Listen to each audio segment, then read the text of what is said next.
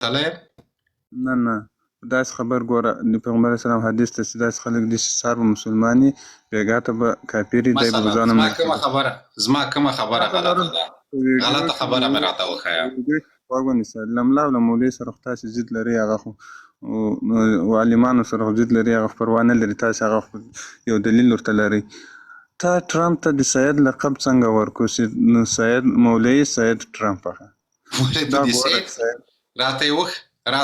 راته وښیه په کوم حدیث یا د قرآن په کوم آیات کې ویلي دي چې یو څوک کافر ته حاجي نشي ویلی او کافر ته سید نشي ویلی ګوره ما ته غوږ ونیسه ما ته وخت راکړه 2 منټه ما پرې پرېکړه کړې وي که پر قیاس پرېکړه کړې وي که په حدیث کې ویل شوي وي که په قرآن کې ویل شوي وي راته ووایه زه به ورته حاجي څوک جوړېداسې دا جواب راکړه حاجي څوک جوړېداسې ما دته حاجي ویلي دي یوه اصطلاح ده کارولې مې حاجي کافر جوړېداسې مسلمان جوړېداسې جواب راکړه ټرمپ له ما سره یو ځای حج ته تللی دی ټرمپ پرېږده مسلمان حاجي ټرمپ کافر نه دی ټرمپ کافر نه دی دا جواب راکړه اهل کتاب دی ټرمپ اهل کتاب دی له ما سره یو ځای حج ته تللی دی اهل کتاب کافران نه دي دی نه دی کافر دی اهل کتاب دی اهل کتاب دی خو موږ وایو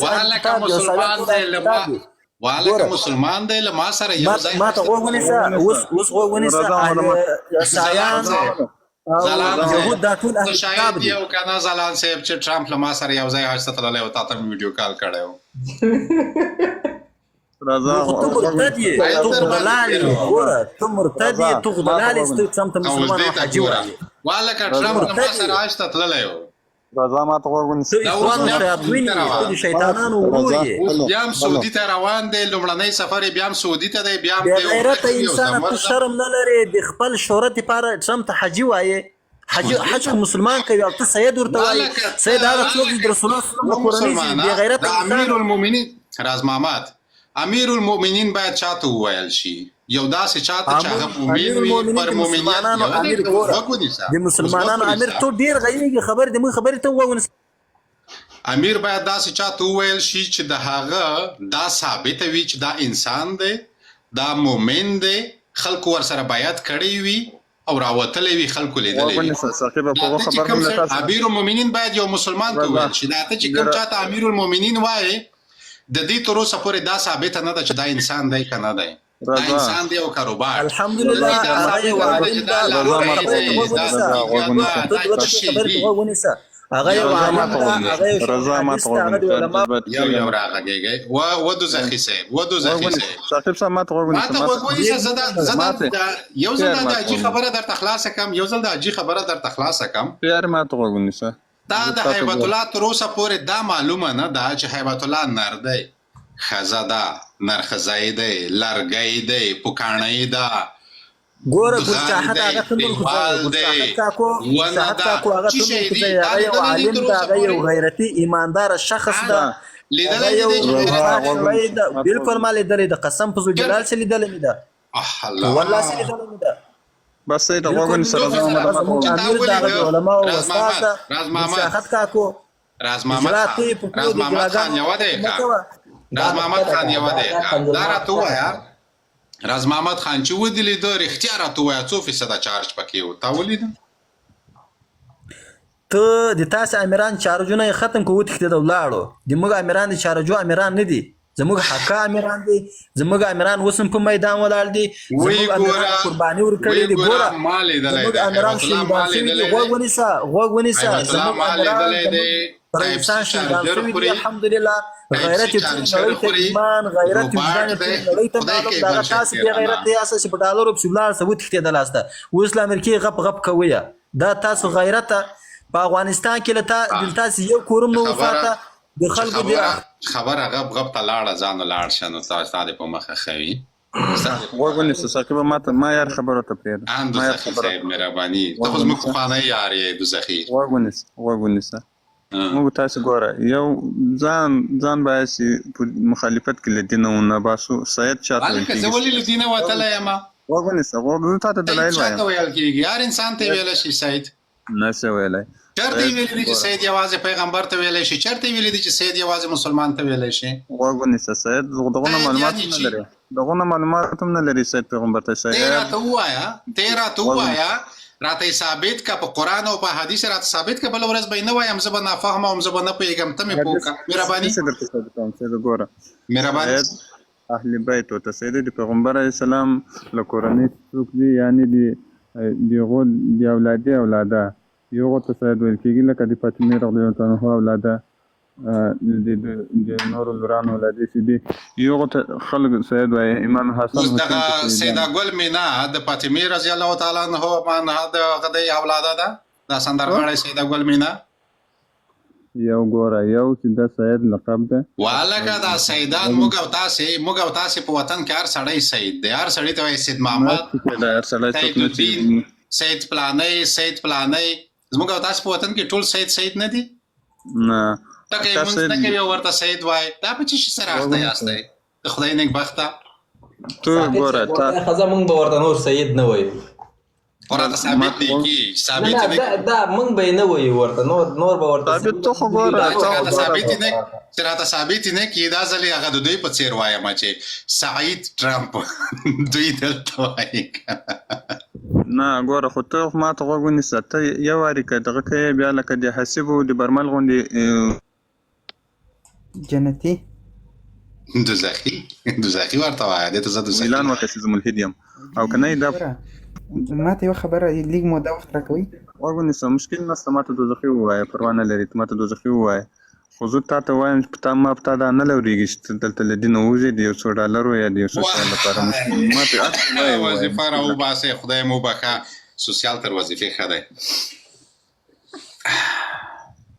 ښه جنتي دا د عمران خان خبرو ته د ځواب ورنه کړ عمران خان ته چا وظیفه هم نه ده ورکړې او تاسې بیا نو ویر مو ماچولی دی وایي چې عمران خان دما که یو دغه منې دغسې لایفو کې دغسې دغه مه کوو وظیفه دې جهاد دې فی سبیل الله کړی مشکل نشته صحیح ده هغه که تا ته وظیفه نه ده پیدا شوي ډېر دغسې ځوانان ګرځي خو ډېر دغسې ځوانان دي بیا چې تر اوسه عمران خان ستا په ستونزو خو طالب پلوي وغږول خو ستا د زړه خبره هیڅ یوه ونه کړه اوس به راشو ستا پر همدغه ستونزه به زه د جمهوریت والا راولګوم د جمهوریت غوښتونکي او طرفداران به راولګوم کېدای شي چې د هغوی یو څه نه در باندې سوځي عمران خان ځلان صاحب ته به نوبت ورکړو بیا به راشو وصال صاحب ته ځلان صاحب په خیر راغلی وبخئ نو سلامونه علیکم هیلې ثاقب صاحب خاص عمران صاحب ته عادل روډ ته وصال صاحب ته او لاندې ټولو ملګرو ته خدای دې وکړي چې روغ جوړ به یې ټول او صحتونه به هم ښه دې نه مخکې خو ما سره دې دا موضوع پروتی ده خو غواړم چې لږ دې ملګرو ته بیا راتازه کړم او وروسته به پرې وغږېږو چې سره دې چې ټرمپ د نوي ورځو دپاره ټول کومکونه بند کړي دي خو دغه د 15 میلیونه د کانډومونو او د خولې د دوایي موضوع چې ده دا جدي موضوع ده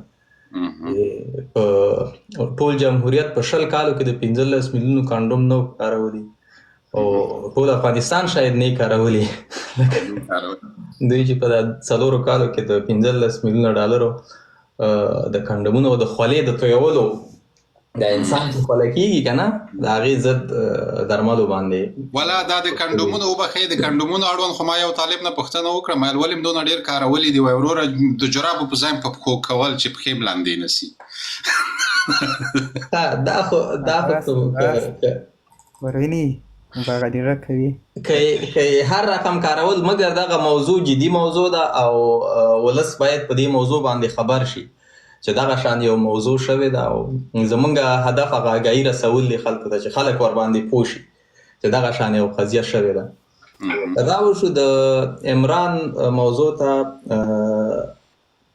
باوجود د دې چې طالبان وایي چې مونږ جهاد کړی دی او جهاد هم فی سبیل الله کړی دی مګر هغه د دوی خپل ویان دا خبره کړې ده چې جهاد یې کړی باید بیرته یې مذم وڅکي که نه چې چا څومره جهاد کړی هغومره باید ورته حق ورکول شي نو که په اسلامي نگاه باندې خو حق باید حقدار ته وسپارل شي په اسلام کې دا اصل دی چې حق باید حقدار ته ورکول شي که نه هغه یو عربي مقوله هم ده چې لکل فن رجال د هر فن دپاره خپل خلک دي، که دفتري خلک دي، که عسکر دي، او که هر څوک دي. نو د عمران حق خوړل شوی دی او دا شان د ډیرو خلکو حقونه خوړل شوي دي. په ډیرو ځایونو کې د خلکو حق خوړل شوی دی. هغه یوازې یو محدوده ډله ده چې هغوی راپورته شوي دي او په ټول افغانستان جاګیر کړی دی، په ټول افغانستان باندې پراته دي، خېټې ورباندې اچولې ده. موږ هیڅ چاته هم توهین نه کوو، مګر هغه خلک دي چې د ملاحبو په طرف باندې دي او د هغه په ټیم کې دي. څوک چې د هغه په ټیم کې دي نو هغوی ته هر څه وررسېږي، ډله هم وررسېږي او کار هم وررسېږي او پیسې هم وررسېږي. مګر پاتې شو دغه شان غریب خلک، دغه شان بیچاره عسکر چې هغوی په پاک نیت باندې جهاد کړی دی او د جهاد په نیت باندې جنګ کړی دی، ځانونه یې زخمي کړي، قرباني ورکړي دي، هغه خلک پاتې دي. یو مثال یې دغه عمران رور دی چې د جهاد په نوم باندې راوتی، خپل کور، زندگی، ژوند، هر څه یې پرېښي دي، خپل ځان یې مرګ ته ورکړی دی، مګر اوس بې سرنوشته پاتې دی. باید دغه شان خلکو ته حد اقل چې دا نظام یې که 1 کال که 2 کال که 3 کال باید ورته حق ورکول شي، باید ونازول شي چې حد اقل د خپل که سبا ته بیا اوس په طالبانو باندې سور اور راغورځېږي، خو دا عمران خو سوځېږي ورسره، د وچو د زوره لامده هم سوځېږي، دغه عمران هم سوځېږي ورسره، دا به هم بېکوره کېږي، دا به بیا چېرته تښتي؟ پاکستان ته به تښتي، ایران ته به تښتي، تاجکستان ته به تښتي، هغوی خو هم ورته ځای نه ورکوي. نو حد اقل دغه 2-3 کاله خو دوی په داسې یو حالت کې ژوند کړی وی چې هغه خپل د جهاد ثمره یې لیدلی وی. دقیقا. ډېره مننه ځلاند صاحب، کور مو ودان، په عزت اوسئ. وصال صاحب خیر راغلی. سلامونه ثاقب صاحب، تاسو ته، ځلاند صاحب ته، او په بحث کې دلته څومره چې نور ملګري دي ټولو ته سلامونه، درناوی وړاندې کوم. ډېره مننه چې وخت هم راکړه. هیله کوم خیر راغلی. او ډېره مننه. زه فقط یو څو خبرې کوم. زه په خپله شخصا داسې یو نظر لرم چې همیشه باید موږ کوشش وکړو چې که یو نظر ورکوو، که یوه خبره چاته کوو، نو هغه اخلاقیات او دغه چوکاټ او د فریم ورک دا شی نه باید په نظر کې ونیسو، او توهین باید چاته ونه کړو، ځکه که موږ یو چاته توهین وکړو نو مقابل کې هغه هم توهین کولی شي، سپکاوی کولی شي. نو زما نظر دا دی چې راځئ رغونکي بحثونه وکړو، په داسې طریقه باندې بحثونه او خبرې اترې وکړو چې هغه زموږ خبرې په یو چا باندې تاثیر ولري، که نه؟ زه فکر کوم یو بل ته په بدو ردو ویلو باندې موږ او تاسې یو نتیجې ته نه رسېږو. نو په هر حال زه پخپله د طالب له ایډیالوژۍ سره جوړ نه یم، او دوی چې څه په وطن کې روان کړي هغه سره زه بالکل مخالف یم. ما اوله ورځ هم دا خبره کوله چې دا خلک د دې لپاره نه دي راغلي دلته افغانستان ته چې دوی دا وطن جوړ کړي، دوی راغلي چې وروره زموږ ارزښتونه وتروړي زموږ نه، دوی راغلي چې د وطن شتمني چور او تالا کړي، دوی راغلي دي چې دغه وطن چې یو سره غول شوی جوړ شوی دا بیرته وران ویجاړ کړي، او دوی راغلي دي چې هغه نسل چې په 13 کلونو کې باسواده شوی هغوی بیرته بېسواده کړي، او همدغه سلسله متاسفانه روانه ده. دغه ټول شیان دي. نو په هر حال مونږ خبره زمونږ دا ده چې دغه خلک چې په پټو سترګو باندې د یو شمېر طالب مشرانو تر شا ولاړ دي، مونږ کوشش کوو چې هغوی ته پوهاوی ورکړو، د هغوی فکر او د هغوی ذهن بدل کړو چې یاره تاسو ناسم روان یاستئ او لاره مناسمه انتخاب کړې ده. زمونږ کوشش باید دغه وي چې مونږ هغه فکري رغونه او فکري جوړونه باید وکړو، ځکه متاسفانه زمونږ خلک تېرېستل شوي دي، او یا هم هغوی ته داسې معلومات رسېدلي چې هغوی لا تر اوسه هم نه پوهېږي، په تیاره کې پاتې شوي دي چې کومه لاره درسته ده او په کومه طریقه او په کومه لاره باید دوی لاړ شي او څه باید تعقیب کړي. نو په ټوله کې زه وایم که دغسې بحثونه او دغسې مسایل موږ او تاسې وکړو، د دې په ځای چې د یو چا مشر ته یو بده خبره وکړو یا مثلا په بد نوم د هغوی مشران یاد کړو، هغه یاد کړو، نو زه فکر کوم دا خلک نور هم موږ پورې لګېږي، بیا موږ او تاسو ته بیا بد رد وایي، نو بیا زموږ او ستاسو د هغوی بدبختانه وصال صاحب ستاسې نظر تر ډېره بریده پورې د قدر وړ دی او پر ځای دی، خو بدبختانه داسې یو مسله را له غاړې ده چې د هیبت الله نوم یې په ویډیو کې سم واخلې، ویډیو خرابېږي ورسره، چې د بل طالب چارواکي نوم یې سم واخلې، ویډیو خرابېږي ورسره. عکس یې ولګوي ویډیو خرابېږي ورسره، حتی اکاونټ ورسره وارنینګ اخلي، وایلوشن پرې راځي په ویډیوګانو باندې، حتی اکاونټ له منځه تللی شي. موږ مجبور او مکلف یو چې د دوی نومونه سانسور کړو، په بل ډول یې واخلو. دغه یو ستونزې سره دغه یو نو مخامخ بهتره ده چې وای نه خلو بیخي، نو زه وایم چې څنګه لار ده دا ښه لار که نوم وانخلې دا خلک څنګه پوهوي چې دا څوک یادوي؟ دا خلک دې ته همیشه د شف پر ځای باندې شفتالي ورته وایه، لا پرې نه پوهېږي، بیا چې نوم هم ترې نفي کړي، نوم هم وانخلې، نو دا به څنګه پوهوي؟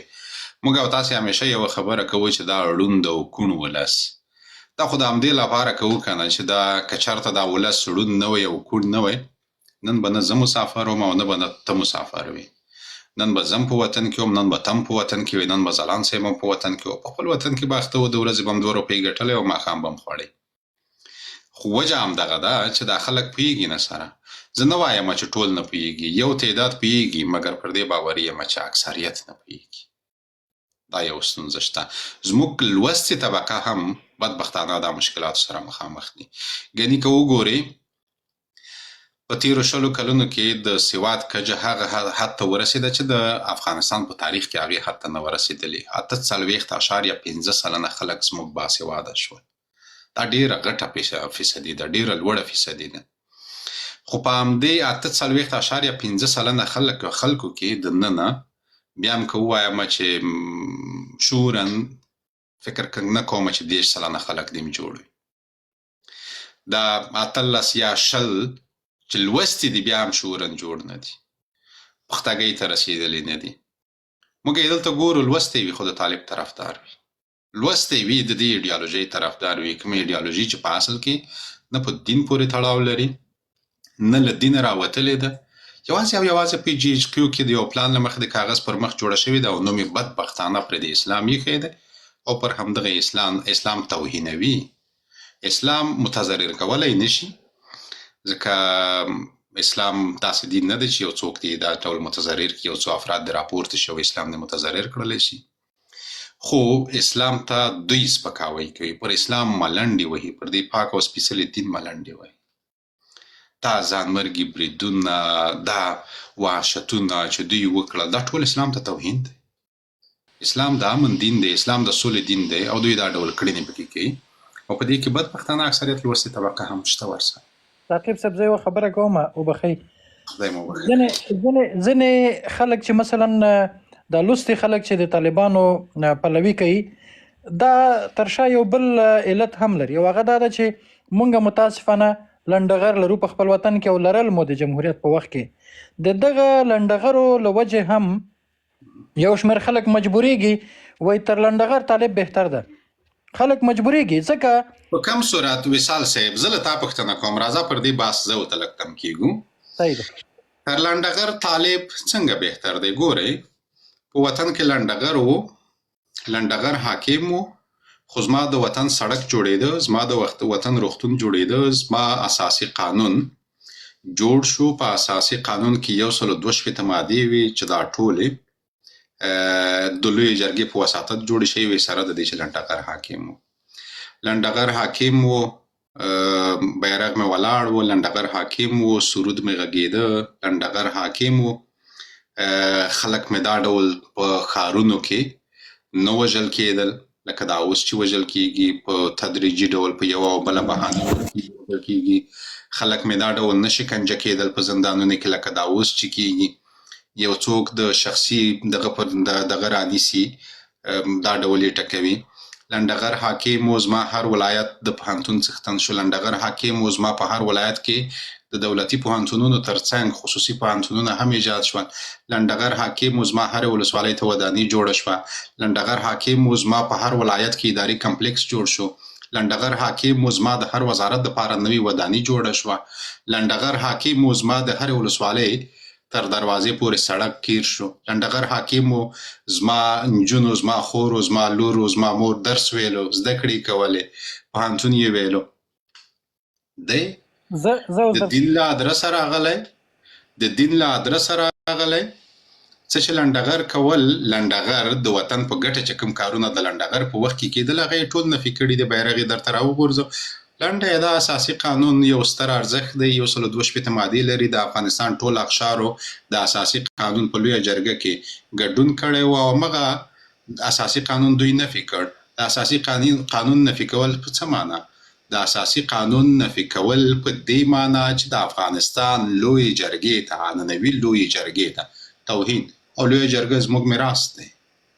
ثاقب صاحب زه یوه خبره تاته کوم، مهرباني. تاسو خبرې ما واورېدې. ګورې زه یوه خبره تاسو ته وکم، لنډغر یا زورواکي یا چارواکي چې چورواکي چې وو په افغانستان کې په جمهوریت کې، هغوی ټول واک له ځانه سره نه لرلو. څومره چې هغوی سره پاور، څومره چې هغوی سره توان او څومره چې هغوی سره طاقت و، هغوی تاسو باور وکړئ جمهوریت بدنامه که په وطن کې چې څومره د هغوی وسه کېده هغومره ظلم یې وکړه په خلکو باندې. دغه وطن چې دومره در په دره پاتې شو په جمهوریت کې د دومره پیسو امکاناتو سره، باور وکړئ دا ټول د دې لنډغرو او همدغه خلکو د لاسه دا حالت را پاتې شو. او زه درته دا هم وایم که چېرته لکه اوس چې دغه یوه ډله راغلې په افغانستان کې حاکمه ده، که دا نظام ته لنډغرو ته وسپارې، باور وکړه دا وطن تر دې هم درته بدتروي. اوس خو زه یو بیرغ نوم یو سړی به اخلي، خو که دې لنډغرو ته واک ورسېده، ته باور په خدای وکړه د خلکو په سرونو به درته قلبې وکړي.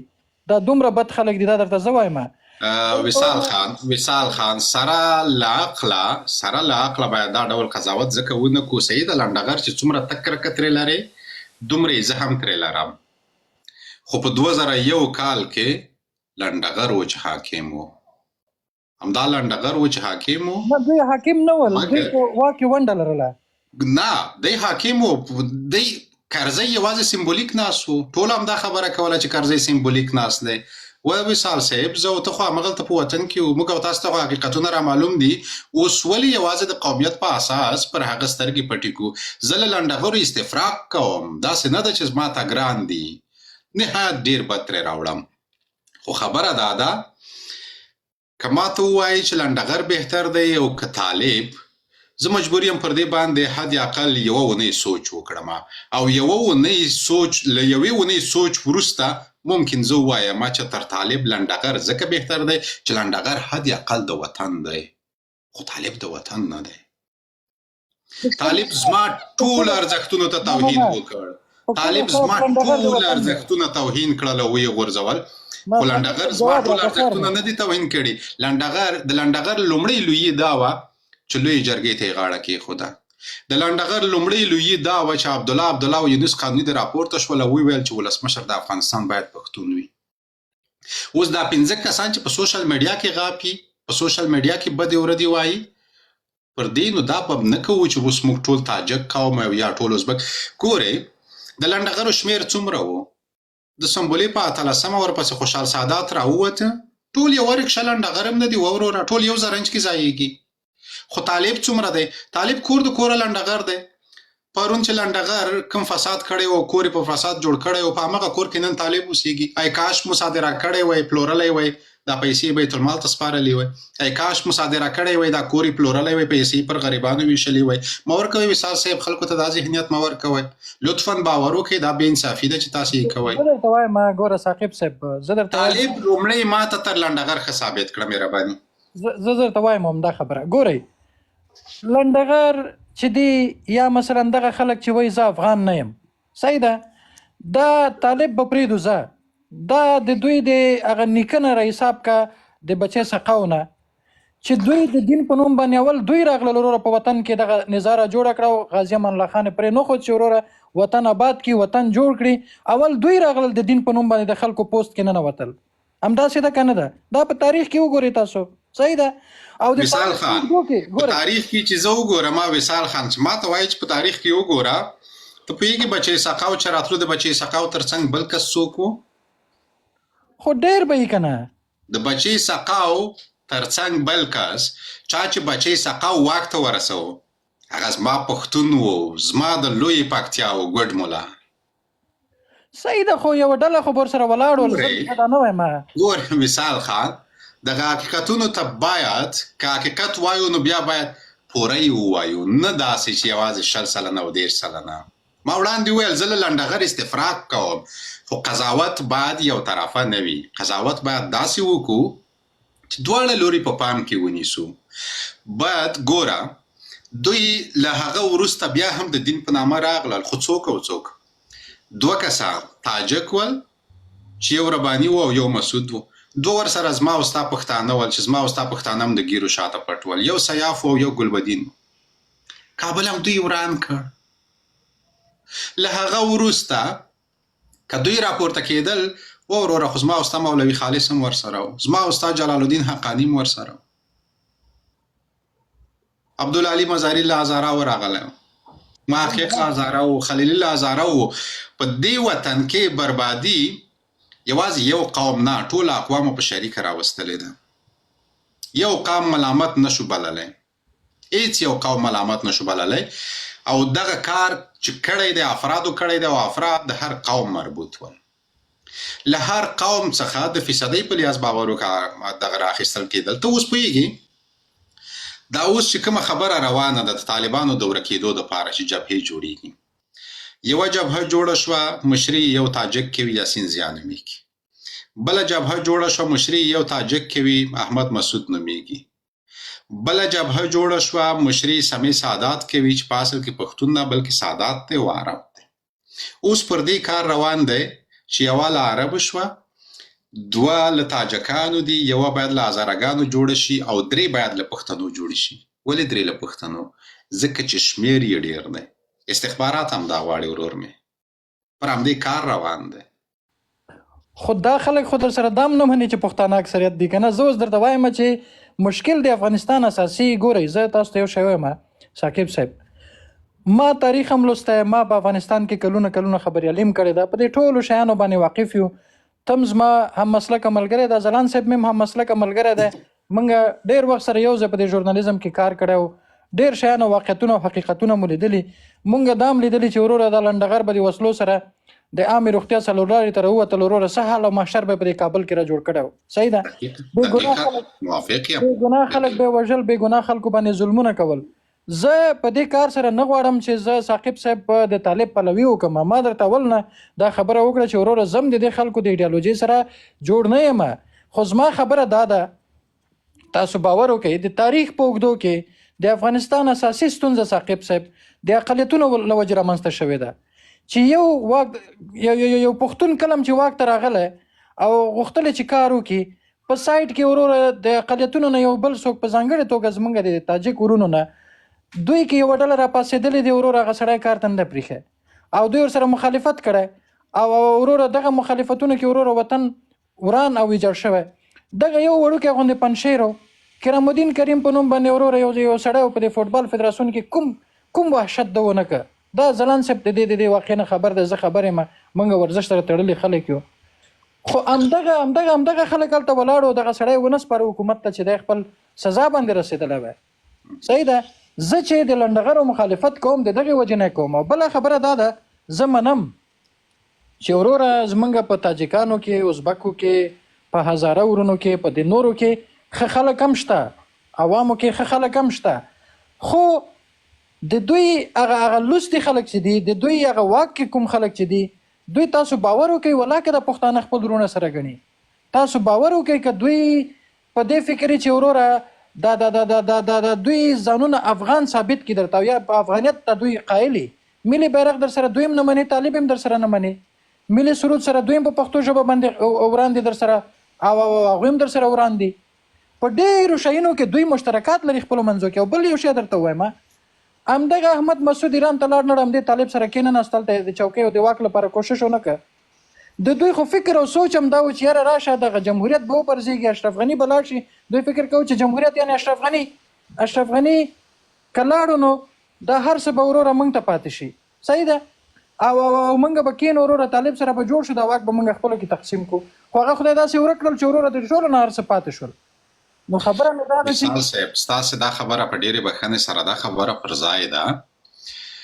په دوی کې لنډغر ول، لنډغرو یې رښتیا وه سرود نه منه، لنډغرو یې رښتیا وه بیرغ نه منه، او دې شیانو ته یې توهین کوو. ستاسې دا خبره بالکل پر ځای ده، خو دا پرېکړه په دوی کې د اکثریت نه وه. په دوی کې اکثریت په لویه جرګه کې شتون درلودو، او په لویه جرګه کې همدا دوی ول چې منلي ول. هغه وخت چې لویه جرګه جوړه وه دوی تر ما او تاسو راور ول، مګر بیرغ یې هم در سره منلی و، سرود یې هم در سره منلی و او تر اخره پورې دوی پرې ولاړ هم ول. د همدغه صالح په دفتر کې د بیرغ نه و، د همدغه عبدالله په دفتر کې د بیرغ نه و، همدغه پنجشیر کې د په ولایت باندې بیرغ نه و ولاړ، قمنداني باندې نه و ولاړ. دا چې عامو خلکو په کورونو نه و لګولي، هغه د دوی خپل کار و، د خپل حزب بیرغونه یې لګولي ول، هغه پر دوی پورې تړاو درلودو. که دا وایي چې لنډغر ول وروره ستا په ننګرهار کې د مسلم یار مخه تا نیولی شوه، مسلم یار د ننګرهار ته په هلیکوپټرو کې نه تلو، شخصي کار به یې په چورلکه کې نه تلو، د ظهیر قدیر مخه دې نیولی شوه، له ظهیر قدیره دې والي مقررولی شو، همداسې بل امیر خان یار څخه دې مخه نیولی شوه، همداسې هغه بل یو د ګوشتې والا څه نوم یې دی هغه وکیل نوم مې یادوه فریدون مومن، د هغه مخنیوی دې کولی شو. همداشان ما په خوست کې د کمال ناصر اصولي مخنیوی کولی شو. ټول رئیسان بې سوادان را لېږلي وو. د عامې روغتیا رئیس مقرر کړی و، د عامې روغتیا رئیس داسې سړی مقرر کړی و، ډاکټر دی، زما ملګری دی، دغلته بل ملګری هم را سره ناست دی، ډېری وخت دغلته زما سره ملګری کیني، د عامې روغتیا د رئیس ورور قادرشاه انصاري، تاسو ټول یې پېژنئ، د دې ورور و، خپله دی یې مخالف و، زه نه. دوا به ما ورته لیکله، دی ډاکټر و، د عامې روغتیا رئیس و، چې رابغې ناروغ به و، دوا به ما ورته لیکله. زما د غزي نواز تڼي مخنیوی چا کولی شو؟ زما د همایون مخنیوی چا کولی شو؟ د کرزي هغه ورور چې مړ شو د هغه مخنیوی چا کولی شو؟ د لالي حمیدزي مخنیوی چا کولی شو؟ لالی ایوبي چې عبدالرحیم ایوبي دا لنډغر نه و؟ همدا شان په نیمروز کې او په فراه کې همدا شان لنډغر نه ول؟ په زابل کې لنډغر نه ول؟ حق بیان په دې ټولو لاره باندې له خلکو موټر نه تښتول، خلک یې نه وژل. حق بیان د زابل د ولایتي شورا رئیس په زابل، کندهار، هلمند، دلته د تاریاکو مافیا حاکمه نه وه، د تاریاکو مافیا ډېره زوروره او لنډغره وه، او که دوی افغانیت نه منو، سرود یې نه منه، د دې په خلاف یې لاریون وکړ، 200 کسان پکې نه وو، خو د افغانیت په ملاتړ یون صاحب لاریون وکړ، تر پښتنو پکې دوی ډېر ول، خو منه یې که نه، ځکه پکې ډېر ول دوی، د هغه لاریون ګډونوال زه هم وم، ښه پرېمانه پکې وو، او تا به هم حتما لیدلي. نو لحاظه دا نشو ویلی چې په دوی کې لنډغر شته، په موږ کې نشته. زما تر اخر په کابل کې څه کول؟ کوم وحشتونه یې نه دي کړي؟ چا ونیو؟ د سیاف وراره ممتاز چې له پغمان نه رالاندې به د کور جوړو تر کارتي پروانه پورې، چې کور به د جوړو مجبور وي دته قلنګ ورکړي، چا ونیو؟ لنډغر یوازې په ده کې نه ول، د لنډغرو که درته یې شمېر کم، باور وکړه په پښتنو کې تر ده ډېر ول. د پرون لنډغر، د پرون طالب او د نن طالب هیڅ توپیر یې سره نشته، دواړه د یوه خره دوه غوږونه دي.